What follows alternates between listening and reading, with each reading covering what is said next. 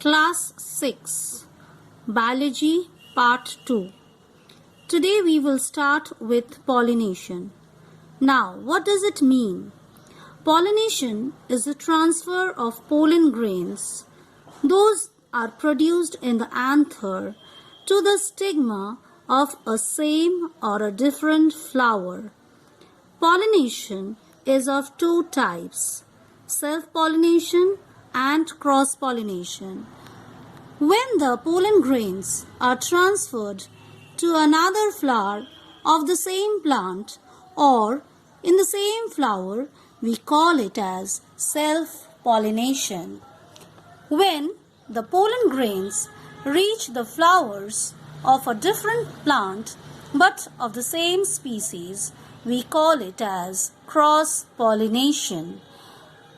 There are certain agents which help in the process of pollination, like insects, wind, water, and some animals.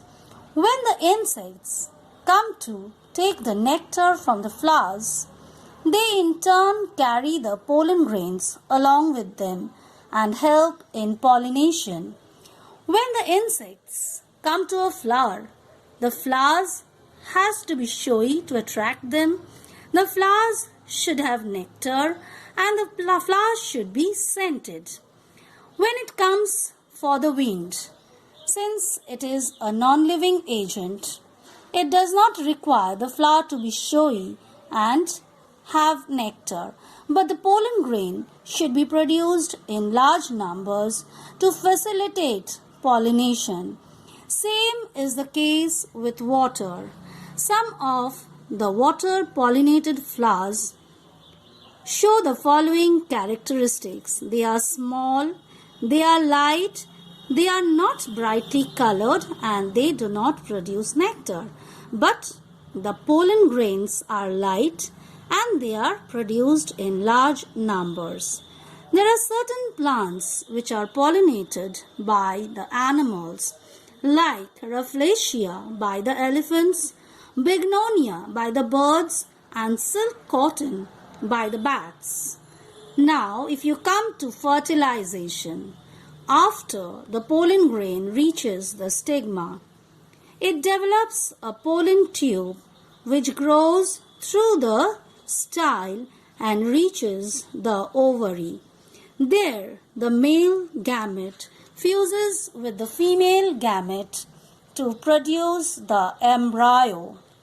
What happens after fertilization?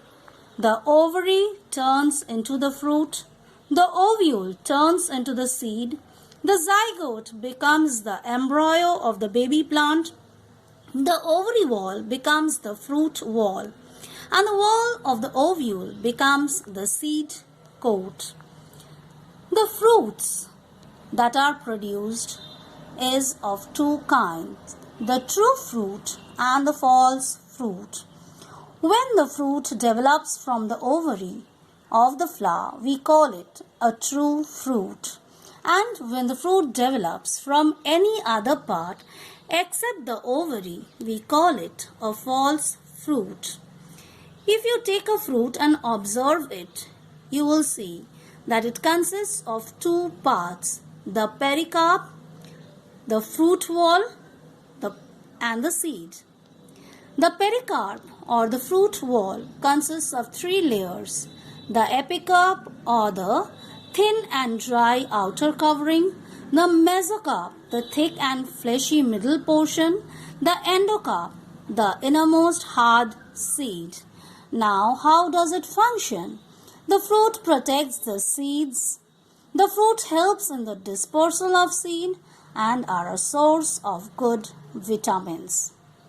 Go through these portions and complete the following worksheet.